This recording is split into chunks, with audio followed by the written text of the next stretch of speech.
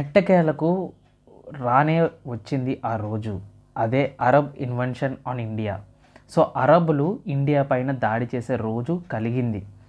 అనుకోకుండా ఈ సంఘటన కలిగింది. అది ఎలాగో ఇప్పుడు నేను చెప్తాను. ఇది ఒక స్టోరీలో చెప్పుకుందాం. సో స్టోరీలో చెప్పుకుంటే మనకి ఇంకా ఈజీగా అర్థమవుతుంది. అయితే నేను మొహమ్మద్ ప్రాఫిట్ తర్వాత క్యాలిఫెట్ ఉంటాడు. సో మొత్తం రిలీజియస్ హెడ్, పొలిటికల్ హెడ్ ఇంకా క్యాలిఫెట్టే చూసుకుంటాడు. సో మొత్తం రూల్ అంతా సరే క్యాలిఫెట్ చేతిలోనే ఉంటుంది. క్యాలిఫెట్ కిందన సుల్తాన్స్ ఉంటారని నేను చెప్పడం అయితే జరిగింది. అయితే మొత్తం అంతా బాగానే జరుగుతుంది. అండ్ అరబులు బాగానే ట్రేడ్ చేస్తున్నారు అన్ని విధాలుగా, ఇండియాకి, శ్రీలంకకి, ఓకేనా. సో ఈ విధంగా ట్రేడ్ అనేది చాలా అంటే చాలా బాగా జరుగుతుంది. ఎందుకంటే మన ఇక్కడ లొకేషన్ ఏదైతే మీరు చూస్తున్నారో ఇది సింధ్ లొకేషన్ అన్నమాట. ఇది అప్పట్లో క్యాలిఫేట్లో ఉండే 700 ADలో ఉండే ఇది మ్యాప్ మాట. మగధ, కానోజు, చాళుక్యాస్ ఇవన్నీ ఉంటాయన్నమాట.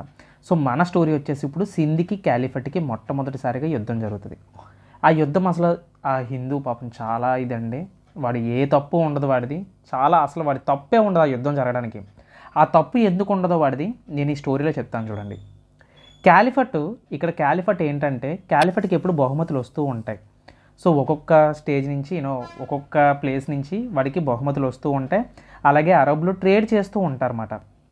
ఒకసారి ఏం జరుగుతుందంటే ఆ టైంలో క్యాలిఫట్ ఎవరు అంటే తన పేరు ఉమయ్యద్ క్యాలిఫ్ అంటారన్నమాట. వాడిని ఏమంటారు? ఉమయ్యద్ క్యాలిఫ్ అంటారు. అయితే ఈ ఉమయ్యద్ క్యాలిఫ్, ఇతని పేరు ఏంటంటే ఉమయ్యద్ క్యాలిఫ్ అంటే అతని పేరు అల్ వలీద్ మాట. అల్ వలీద్ 1 అని అంటారు. అయితే ఒకసారి శ్రీలంకలో ఉండే వాళ్ళు అరబులు ఏం చేస్తారంటే క్యాలిఫ్కి కొన్ని బహుమతులు పంపిస్తారు. కానీ ఇక్కడ శ్రీలంక నుంచి ఒక షిప్ అనేది బయలుదేరుతుంది అన్నమాట. సో ఒక షిప్ అనేది ఏమవుతుంది, బయలుదేరుతుంది. అయితే ఈ షిప్ అనేది బయలుదేరినప్పుడు ఈ షిప్ ఇలా ట్రావెల్ చేసుకుంటూ ఇలా వెళ్ళాలి. సో ఇక్కడ సింధు నది దగ్గర ఒక చోటు ఉంటుంది అన్నమాట. ఈ చోటుని డేబాల్ పోర్ట్ అంటాం. ఈ డేబాల్ పోర్ట్ దగ్గర ఆ పడవని కొంతమంది దొండగలు అంటే పైరేట్స్ అని చెప్పొచ్చు. ఈ సముద్రంలోని చూడండి పడవలు వెళ్తుంటే వాటి మీద దాడి చేసి అన్నీ దోచుకుంటారు కదా, వాళ్ళు ఆ పడవని అంటే క్యాలిఫెట్కి వెళ్ళాల్సిన పడవని దోచుకుంటారన్నమాట. ఎక్కడ? సింధు దగ్గర. సో సింధు దగ్గర దోచుకోగానే వాళ్ళు ఏంటి, అసలు అది రాజుకు తెలీదు. అప్పట్లో సింధు యొక్క రాజు ఎవరు, ఇక్కడ సింధు యొక్క రాజు ఎవరు అంటే రాజా దాహిర్. ఆయన ఎవరు? రాజా దాహిర్. అయితే ఈ రాజా దాహిర్కి అసలు ఇవేం తెలీదు. ఆయన చోట్లో ఉండే డేబాల్ పోర్ట్ మాట. ఇది వచ్చేసి ఏ పోర్ట్? ఇది డేబాల్ పోర్ట్ మాట, ఓకేనా. పడవలు ఉండేది మాట. సో అయితే అక్కడ మనకి హిస్టారికల్ దాంట్లో కొన్ని కాంట్రవర్షియల్ వచ్చాయి. అక్కడ రాసింది ఏంటంటే బంగారము, తర్వాత చాలామంది మనుషులు కూడా అక్కడ దోచుకొని కొంతమంది చనిపోయారని చెప్పేసి అన్నారు. అయితే ఇదంతా పక్కన పెడుతుంటే సో క్యాలిఫెట్కి వెళ్ళాల్సిన వస్తువులు మాత్రం వెళ్ళలేదు. ఇది తెలిసిన క్యాలిఫట్ ఏం జరిగిందో సరే అని చెప్పి వాళ్ళ యొక్క సైనికుడిని అడిగాడనమాట. అంటే ఉమయ్యద్ క్యాలిఫెట్ దగ్గర ఒక సైనికుడు ఉంటాడు కదా, ఒక మంత్రి టైప్లో ఉంటాడు కదా. సో వాడి యొక్క కమాండరే ఉమయ్యద్ దగ్గర ఉండే ఒక అనుచరుడే ఎవరు అంటే కమాండర్ అల్ హజాజ్ మాట, ఓకేనా. అతని కమాండర్ ఎవరు? అల్ హజాజ్ మాట. ఈ నేమ్స్ అనేవి కొంచెం గుర్తుపెట్టుకోండి. అల్ హజాజ్ ఇబిన్ యూసఫ్ మాట, ఓకేనా. ఇబిన్ యూసఫ్. అయితే వీడిని అడుగుతారన్నమాట, ఏంటి హజాజు మనకు రావాల్సిన బహుమతులు రాలేదని అనుకుంటే అల్ హజాజ్ కనుక్కోగా తెలిసింది ఏంటంటే సింధు ప్రాంతంలోని మీ వస్తువులు ఎవరో దొంగతనం చేశారు. సో అక్కడ వస్తువులు పోయాయి, అక్కడ మనకి నష్టం జరిగింది అని చెప్పి క్యాలిఫెట్కి అల్ హజాజ్ చెప్తాడు. ఆహా అవునా, అయితే సింధు యొక్క రాజు ఎవరని అడిగితే అప్పుడు క్యాలిఫట్, సార్ అక్కడ రాజా దాహిర్ ఉన్నారు, సో ఆయన్నే మనం ప్రశ్నించాలి, ఆయనకు తెలిసి ఉంటుంది మేబీ అని చెప్పేసి అని అడుగుతాడనమాట. అయితే సరే అయితే రాజా దాహిర్ని అడగండి, సో ఆయన్నే మనకు కావాల్సిన బహుమతులను ఆయన్ని పంపించమనండి అంటే రాజా దాహిర్ని అడుగుతారు. రాజా దాహిర్ ఏం చేస్తాడు, నాకెలా తెలుసు, మీ బహుమతులు నేను ఎలా పంపిస్తాను, సో నాకు సంబంధం లేదు, పైరేట్స్ కూడా కంట్రోల్ చేసే పవర్ నాకు లేదు, వాళ్ళకి నాకు సంబంధం లేదు, నన్ను ఇందులోకి లాక్కండి మహాప్రభు అని చెప్పి అనేస్తాడు.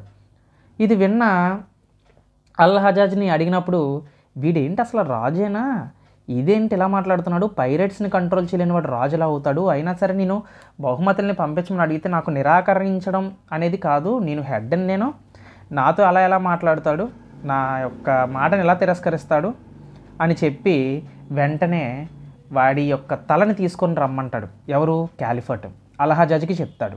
అయితే అల్హజాజ్ యొక్క రిలేటివ్ అయిన మొహమ్మద్ బిన్ కిసిమ్ ఇప్పుడు మనకి మ్యాటర్లో ఎంటర్ అవుతాడనమాట. ఈ అల్హజాజ్ ఎవరైతే ఉన్నారో క్యాలిఫ్ దగ్గర ఉండే వ్యక్తి ఇండియాకి మొహమ్మద్ బిన్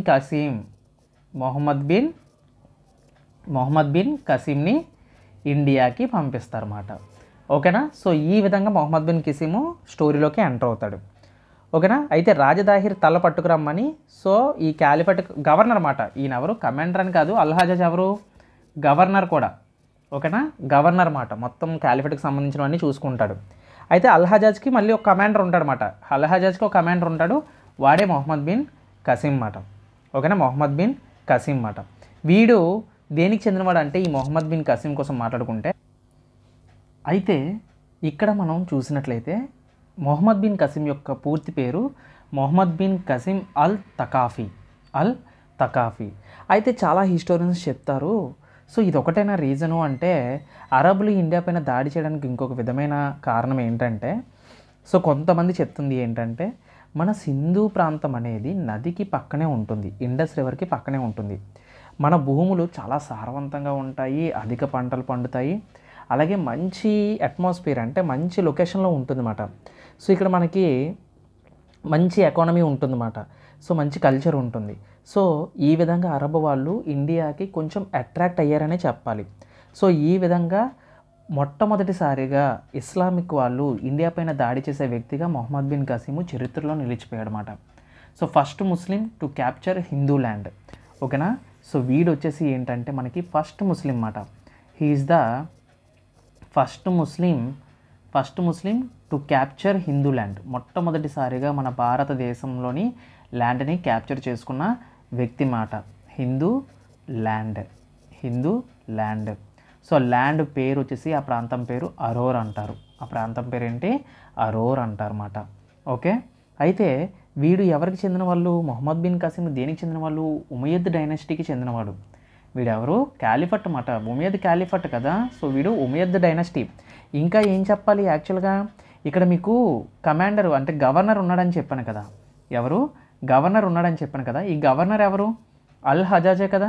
అల్హజాజ్ యొక్క అల్లుడే మొహమ్మద్ బిన్ కసీమ్ మాట, అల్హజాజ్ యొక్క అల్లుడు మొహమ్మద్ బిన్ కసీమ్, సొంత అల్లుడిని యుద్ధానికి పంపిస్తాడనమాట. మావగారు తన కూతుర్నిచ్చి పెళ్లి చేస్తాడు, ఎవరికి, మొహమ్మద్ బిన్ కసీమ్కి పెళ్లి చేసి వాళ్ళ భార్య కూడా అప్పటికి ఇండియాకి వచ్చినప్పుడు ఈ యొక్క మొహమ్మద్ బిన్ కసీమ్ యొక్క ఏజ్ మీరు చూసినట్లయితే 17 సంవత్సరాలు. వాడి ఏజ్ అంతా 17 ఇయర్స్. అంటే ఎంత వయసో చూడండి, ఎంత ధైర్యవంతుడో, ఎంత తెలివైనవాడో చూడండి. సో ధైర్యంగా ఒక మిలిటరీని తీసుకుని వచ్చి చలో, అసలు రాజదాహిర్ కోసం తెలుసుకోకుండానే వచ్చాడనమాట. అయినా సరే ఈ విషయం తెలిసిన రాజదాహిరు మొదట ఆలోచించాడు, ఆహా వీళ్ళు దాడికి సిద్ధమయ్యారా, ఇంకా నాకు వేరే దారి లేదు, నేను దాడి చేయాలని చెప్పి రాజదాహిర్ కూడా సిద్ధమయ్యాడన్నమాట యుద్ధానికి. అయితే ఇంకా బ్యాటిల్ మొదలయ్యింది. సో వీళ్ళిద్దరి మధ్య మామూలు పోరు కాదు, సో ఒక పెద్ద బ్యాటిల్ జరిగిందండి. సో ఆ బ్యాటిల్ పేరే బ్యాటిల్ ఆఫ్ అరోర్. అప్పుడులో యుద్ధాలు ఏ చోట్లో జరిగితే ఆ చోట్లో ఆ పేరు పెట్టేవారన్నమాట. అంటే ఇది అరోర్ అనే స్థలంలో జరిగింది కదా, అంటే ఇప్పుడు ఇది కరాచీకి, ఇప్పుడు ప్రజెంట్ పాకిస్తాన్ ఉంది కదండి, పాకిస్తాన్లో కరాచీకి దగ్గరలో ఉండే ప్లేస్ మాట. ఓకేనా, బ్యాటిల్ ఆఫ్ అరోర్ అంటారు. లేదు అంటే బ్యాటిల్ ఆఫ్, దీన్ని ఇంకో పేరుతో కూడా పిలుస్తారు, ఇంకో పేరు ఏంటంటే బ్యాటిల్ ఆఫ్ బ్రాహ్మణాబాద్. ఓకే, బ్రాహ్మణాబాద్ అంటారు, బ్యాటిల్ ఆఫ్ బ్రాహ్మణాబాద్ అంటారు. అంటే ఈ బ్యాటిల్స్లో రెండు ఒకలాంటి పేర్లే. సో బ్యాటిల్ ఆఫ్ అరోర్ అని మీరు ఎక్కువగా వింటూ ఉంటారు. సో బ్యాటిల్ ఎప్పుడు జరిగింది అంటే, సో ఇయర్ అనేది మనకు చాలా ఇంపార్టెంట్, హిస్టరీలో మనం ఖచ్చితంగా ఇయర్స్ని గుర్తుపెట్టుకోవాలి. ఓకేనా. సో కాన్క్వెస్ట్ ఆఫ్ సింధ్ ఎప్పుడు జరిగింది అంటే 712 ADలో మనకి ఈ బ్యాటిల్ అనేది జరిగిందన్నమాట. ఓకేనా, కాన్క్వెస్ట్ ఆఫ్ సింధ్ అనేది ఎప్పుడు జరిగింది అంటే 712లో మనకి ఇది జరిగిందన్నమాట. అయితే మీకు ఒక స్టోరీ చెప్పాలి. ఈ బ్యాటిల్లో పాపం రాజదాహిర్ ఓడిపోయాడు. అయితే రాజా దాహిర్ క్యాలిఫ్ అడిగినట్లే యూనో అతని తలని నరికి ఒక గిఫ్ట్ బాక్స్లో పెట్టి క్యాలిఫేట్కి పంపిస్తాడు మొహమ్మద్ బిన్ కసీం. అయితే రాజా దాహిర్ యొక్క వాళ్ళ ఆవిడ చాలా బాగుంటుంది. ఆవిడ రాజా దాహిర్ని చంపిన తర్వాత మొహమ్మద్ బిన్ కసీం కొన్ని హిస్టోరియన్స్ చెప్తున్నారు ఈ స్టోరీని. తన భార్యని పెళ్లి చేసుకుంటాడు. ఆమెకు అప్పటికే పిల్లలు ఉన్నారు. ఆమె అప్పుడు యాక్చువల్గా క్యాలిఫ్ దగ్గరికి వెళ్ళి ఒక స్టోరీ ఉంటుందన్నమాట. ఒక లేడీ చెప్తూ ఉంటారు. సో వాళ్ళ కూతురిని కూడా గిఫ్ట్గా పంపించేస్తారు క్యాలిఫ్కి పంపించినప్పుడు రాజా దాహిర్ వాళ్ళ కూతురు పరిమలాదేవి ఈ పరిమలాదేవి ఏం చేస్తుంది అంటే ఎలాగైనా సరే మొహమ్మద్ బిన్ కసీం మీద రివెంజ్ తీర్చుకోవాలని చెప్పి క్యాలిఫ్కి తను గిఫ్ట్గా పంపిస్తారు కదా. అక్కడ క్యాలిఫేట్తో ఇలా అంటుంది, ఓ క్యాలిఫేట్, సో నువ్వు చాలా గొప్పవాడివని విన్నాను. మీరు ఎంతో గొప్పవాళ్ళని, ప్రతి ఒక్కరు మిమ్మల్ని గౌరవిస్తారని నేను అనుకున్నాను. కానీ ఇదంతా అబద్ధమని నాకు ఇప్పుడే తెలిసింది. అంటే ఏంటి నువ్వు మాట్లాడుతున్నావు, ఏం మాట్లాడుతున్నావు అంటే, అవును, ఆ మొహమ్మద్ బిన్ కసీం తన గొప్పవాడు, తనే గొప్పవాడు, ఈ ప్రపంచంలో తను ఎదిరించే మొనగాడే లేడు అని విర్రవీగిపోతున్నాడు. తను మీ గురించి చాలా బ్యాడ్గా మాట్లాడాడు. మిమ్మల్ని అయితే అసలు ఏకముక్క కూడా పట్టించుకోలేదు. మిమ్మల్ని చాలా తీసి పడేశాడు. అసలు ఎందుకు మీ జీవితం అన్నట్లు అనేసాడు. సో నేను ఇంకా అతనే గొప్పవాడు అనుకున్నాను. సో మీరేం చేయలేరని అనుకున్నానని చెప్పి ఈ క్యాలిఫట్ ఎవరైతే ఉన్నాడో ఆ క్యాలిఫ్ని రెచ్చగొట్టేసింది అన్నమాట అమ్మాయి. సో రెచ్చగొట్టిగానే ఈ క్యాలిఫట్ ఇంక ఉండలేక ఎవరక్కడ వెంటనే వెళ్ళి ఆ మొహమ్మద్ బిన్ కసీం యొక్క తలను నాకు తీసుకురండి అని చెప్పాడు. వెంటనే ఇంకా సైనికులు ఒక్కసారి క్యాలిఫ్ ఏదైనా ఒక ఆర్డర్ ఇచ్చాడంటే ఇంకా అది ఖచ్చితంగా అవతలోడు మంచోడా చెడ్డోడని ఆలోచించరు, వెళ్ళి అది చెయ్యాల్సిందే. సో వెంటనే మొహమ్మద్ బిన్ కసీం మీద అటాక్ చేశారు. వాడి తలని నరికి వేసేశారు. సో తలని నరికి వేయడం అంటే వాడిని గుర్రానికి కట్టుకుని ఈడ్చుకుంటూ తీసుకెళ్లే లోపే దారిలోనే చచ్చిపోతాడనమాట మొహమ్మద్ బిన్ కసీం. సో ఒక్కొక్క దగ్గర ఒక్కొక్క స్టోరీ ఉంటుంది. But most of the stories repeat అయినవి నేను చెప్తున్నాను అనమాట. సో ఈ విధంగా మొహమ్మద్ బిన్ కసీము పాపము తను గెలిచిన గెలుపుకి అర్ధాంతరంగా ఒక దాన్ని ఏమంటారు, ఒక విలువ లేకుండా పోయిందన్నమాట. ఇంత కష్టపడి యుద్ధాన్ని గెలిచి సింధుని ఆక్రమించుకున్నాడు. కానీ వాడు చేసిన యుద్ధానికి ఎటువంటి ఉపయోగం లేదన్నమాట. ఈ విధంగా the first Muslim ruler in India ఎవరు అంటే మొహమ్మద్ బిన్ కసీం అని మీరు చెప్పాలి. So Mohammad bin Qasim the first ruler of India but failed to establish Muslim rule in India. అయితే ముస్లింల యొక్క రూల్ని పాపం పెడదాం అనుకున్నాడు ఇండియాలో, సింధిని కాన్క్వెస్ట్ చేసి, కానీ పెట్టలేకపోయాడు. ఈవెన్ ముల్తాన్ కూడా వీడు ఆక్రమించుకున్నాడు. కానీ ఏం ఉపయోగం చెప్పండి. సో అందుకే ఫలితం లేని ఒక యుద్ధం అని ఈయన చెప్తూ ఉంటాడు. అసలు ఈ స్టోరీ అంతా మనకు చెప్పేది ఎవరు అంటే, ఈ స్టోరీ అంతా ఒక బ్రిటిష్ హిస్టోరియన్ చెప్తాడు. వాడి పేరే లెన్పూల్ మాట. ఓకే, ఇది ఎవరు చెప్తారని చెప్పాను నేను. This was told by British historian Lane Poole. వీడే చెప్పాడనమాట. ఏమని చెప్పాడంటే, Saudi Arab the conquest of Sindh is one of the sheer romance of medieval India అని వీడు చెప్పడం జరిగింది. సో ఇది చాలా ఇంపార్టెంట్ పాయింట్. లెన్పూల్ అనేది మనకి ఈ విధంగా ఎక్స్ప్లెయిన్ చేశాడు. అండ్ ఇంకొక విధంగా చెప్పాలి అంటే ఒక నోట్ పాయింట్ అనేది కూడా చెప్పాలి. నేను మధ్యలో ఇలాంటి పాయింట్స్ చెప్తూ ఉంటాను. సో మొహమ్మద్ బిన్ కసీం ఎవరైతే ఉన్నారో వాడు కొంచెం కాలం పరిపాలించాడు కదా. వీడు పరిపాలించినప్పుడు ఒక ట్యాక్స్ని అయితే ప్రొడ్యూస్ చేశాడు. హీ ఇంట్రడ్యూస్డ్ వన్ ట్యాక్స్, ఒక ట్యాక్స్ని ఇంట్రడ్యూస్ చేశారన్నమాట. ఆ ట్యాక్స్ పేరు ఏంటంటే జిజియా ట్యాక్స్. ఆ ట్యాక్స్ పేరేంటి? జిజియా ట్యాక్స్. ఏంటంటే ఈ ట్యాక్స్ ఎవరైతే కాఫీర్లు ఉంటారో, నేను మళ్ళీ చెప్తున్నాను, కాఫీర్ అంటే ఏంటి? జిజియా ట్యాక్స్ అంటే the tax was imposed on non Muslims. ఈ ట్యాక్స్ ఎవరి మీద వేశారు? ఎవరైతే నాన్ ముస్లిమ్స్ ఉంటారో ఈ నాన్ ముస్లిమ్స్ వాళ్ళు ఈ ట్యాక్స్ని కట్టాలి. మేము పరిపాలిస్తున్నందుకు వీళ్ళు ఆక్రమించేసుకున్నారు కదా. సో అది అయితే ఇక్కడ వీళ్ళు ఏం చేశారంటే బ్రాహ్మిన్స్ అయితే కట్టాల్సిన అవసరం లేదు, పన్ను కానీ ఎటువంటివి కట్టాల్సిన అవసరం లేదు. బ్రాహ్మిన్స్ తప్ప మిగతా వాళ్ళు ఎవరైనా సరే మీరు కట్టవలసిందే. ఓకేనా? అలాగే అరబులు కూడా స్పైస్ ట్రేడ్ అని చెప్పేసి ఇండియాలో టీ కల్టివేషను ఇవి మొదలు పెట్టడం మొదలయ్యింది. సో ఇంతకుముందు నుంచే ఉన్నాయి. సో ఇవి కూడా ఇంకా పెరగడం మొదలయ్యింది అన్నమాట. సో ఈ విధంగా జిజియా ట్యాక్స్ అనేది వాడు ఇంట్రడ్యూస్ చేశాడు. ఇది ఒక నాన్ ముస్లిమ్స్ ట్యాక్స్ అని కూడా మనం చెప్పొచ్చు. అంటే ఈ ట్యాక్స్ ఓన్లీ ఎవరైతే ఉంటారో కాఫీర్లు కడతారు. కొన్నిసార్లు ఇలా కూడా అడగొచ్చు, కాఫీర్లు ఏ ట్యాక్స్ మొహమ్మద్ బిన్ కసీము పెట్టాడు అంటే జిజియా ట్యాక్స్ అని మనం చెప్పుకోవచ్చు అన్నమాట. సో చూడండి, ఈ విధంగా ఒక వ్యక్తి ఒక రూమర్ వల్ల, అయితే మీరు అనొచ్చు మరి మొహమ్మద్ బిన్ కసీము వాడు రూమర్ విని కాలిఫ్ చంపించాడు కదా, మరి కాలిఫ్కి నిజమేం తెలిసిందా?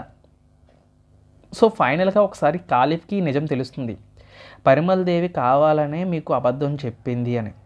ఆ అమ్మాయిని గుర్రం తోక కట్టేసి, తాడుతో గుర్రానికి కట్టేసి మొత్తం ఊర్లోని ఏ వాటర్ లేకుండా ఏ ఫుడ్ లేకుండా నడిపించేస్తాడు. ఆ అమ్మాయి నడుస్తూ నడుస్తూ నడుస్తూ గుర్రంతో చచ్చిపోతుంది.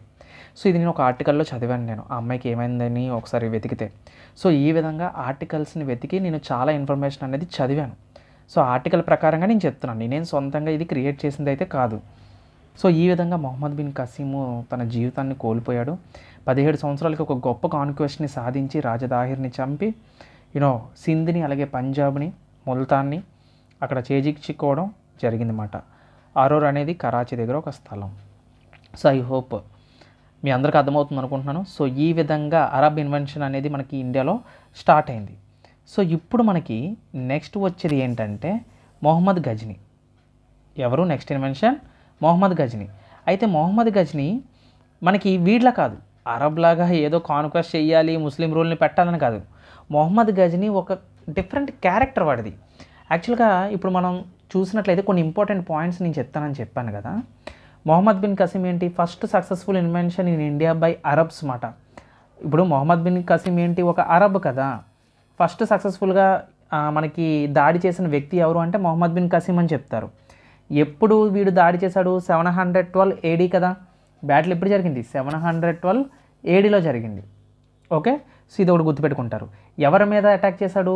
రాజదాహిర్. రాజదాహిర్ ఎవరు? రాజదాహిర్ ఒక హిందూ మాట, ఒక హిందూ కింగ్ దాహిర్. దేని రూల్ చేస్తున్నాడు? దాహిర్ అనే వ్యక్తి దేని రూల్ చేస్తున్నాడు? ఇక్కడ సింధ్ ప్రాంతాన్ని రూల్ చేస్తున్నాడు. ఓకేనా, సింధు ప్రాంతాన్ని రూల్ చేస్తున్నారు. అయితే ఎవరు ఓడిపోయారు ఈ బ్యాటిల్లో? బ్యాటిల్ ఆఫ్ అరోర్లో ఎవరు ఓడిపోయారు? రాజదాహిర్ ఓడిపోయాడు. ఎవరు గెలిచారు? Mohammed bin కసీము గెలిచాడన్నమాట. అయితే మొహమ్మద్ బిన్ కసీం గెలిచిన తర్వాత ఆ ఊర్లో పెట్టిన ఫస్ట్ ట్యాక్స్ ఏంటి? రిలీజియస్ ట్యాక్స్, అది కూడా మత ప్రచారమైనది ఏంటి? జిజియా ట్యాక్స్. ఓకేనా, దీన్ని ఏమంటారు? జిజియా ట్యాక్స్. కొన్ని చోట్ల నేను అంటే స్పెల్లింగ్ రాంగ్ అయితే కొంచెం ఇలా చూసుకోండి, కొన్నిసార్లు ఇలా ఉంటుంది జిజియా ట్యాక్స్. ఓకే, జిజియా ట్యాక్స్. అయితే ఇవన్నీ కూడా ఇంపార్టెంట్ ఇన్ఫర్మేషన్ అంతా కూడా మనకి అరబ్ ఇన్వెన్షన్ కోసం ఎందులో తెలుస్తుంది అంటే కొన్ని టెక్స్ట్లు ఉంటాయన్నమాట, కొన్ని టెక్స్ట్లు ఉంటాయి. సో అది అరబ్ ఇన్వెన్షన్. ఇప్పుడు ఈ అరబ్ ఇన్వెన్షన్ మనకి టెక్స్ట్ దేని ద్వారా తెలిసింది అంటే 2 విధాలుగా ఉంటాయి. అవి ఏంటంటే ఫుతుల్, అది రాసుకోండి, ఫుతుల్ అల్ బలదాన్, ఫుతుల్ అల్ బలదాన్. అండ్ ఇంకోటి వచ్చేసి ఏంటంటే చక్మాన్స్ టెక్స్ట్, చక్నమా టెక్స్ట్ మాట. చక్నమా టెక్స్ట్ నుంచి మనకి ఈ most important information about Arab invention కోసం చెప్పింది. ఇవి దేనికోసం చెప్పారు? అరబ్ ఇన్వెన్షన్ కోసం చెప్పారన్నమాట. సో ఈ విధంగా అరబ్ ఇన్వెన్షన్ కోసం ఇటువంటి టెక్స్టుల ద్వారా మనకి తెలిసిందన్నమాట. ఓకే, అలాగే లెన్పూల్ అనే వ్యక్తి చెప్పడం, shear romance of medieval India అని చెప్పింది లెన్పూల్ మాట. So shear romance of medieval India అనే స్టోరీ విధంగా మనకి కాన్క్వెస్ట్ ఆఫ్ సింధ్ కోసం చెప్పింది లెన్పూల్ మాట.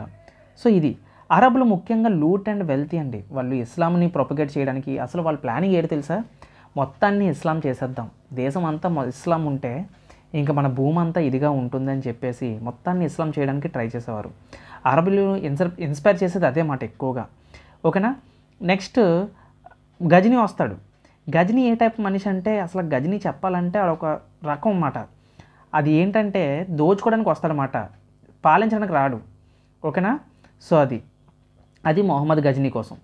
సో మనం నెక్స్ట్ చెప్పుకోబోయే టాపిక్ ఏంటంటే మనం యాక్చువల్గా అరబులు కూడా ఎందుకు మొహమ్మద్ గజనీ అయినా సరే మొహమ్మద్ బిన్ కసీం అయినా సరే ఎందుకు ఇండియా వస్తున్నారు? ఒకటే గుర్తుపెట్టుకోండి, అరబులు చాలా ఇన్స్పైర్ అయ్యారు. ఇండియన్ నాలెడ్జ్ ఆఫ్ మెడిసిన్ అంటే పిచ్చండి వాళ్ళకి. ఇక్కడ టెక్నాలజీ మనకి ఇప్పుడు ఫర్ ఎగ్జాంపుల్ ఇక్కడ చెప్పాలంటే ఏదైనా రోగం వచ్చినా ఏదొచ్చినా మన మూలికలు కానీ మన ఔషధాలు కానీ మన ఆర్కిటెక్చర్ కానీ మన టెక్నాలజీ కానీ ఫిలాసఫీ కానీ మెడిసిన్ కానీ సైన్స్ కానీ మ్యాథమెటిక్స్ అడ్మినిస్ట్రేషను ఒక్కొక్కటి ఆసమ్గా ఉంటాయి. ఇండియన్ కల్చరు ఇండియన్ ఇన్వెన్షన్స్ ఆసమ్గా ఉంటాయి. సో అవి చూసి ఆశ్చర్యపోయి మోస్ట్ ఆఫ్ ద టైం వాళ్ళు అట్రాక్ట్ అయిపోయారన్నమాట. సో ఇండియా లాంటి కంట్రీ ఇంకా మనకి దొరకదు అని చెప్పి సో టోటల్గా వాళ్ళు కాన్క్వెస్ట్ చేస్తే ఇలాంటి కంట్రీని ఇలాంటి చోట్లని మనం ఆక్రమించుకోవాలని చెప్పి ఎక్కువగా ఇస్లామిక్ వాళ్ళు ఇండియా పైన దాడి చేయడం అయితే జరిగింది. సో నెక్స్ట్ టాపిక్లో మనం మొహమ్మద్ గజనీ కోసం మాట్లాడుకుందాం.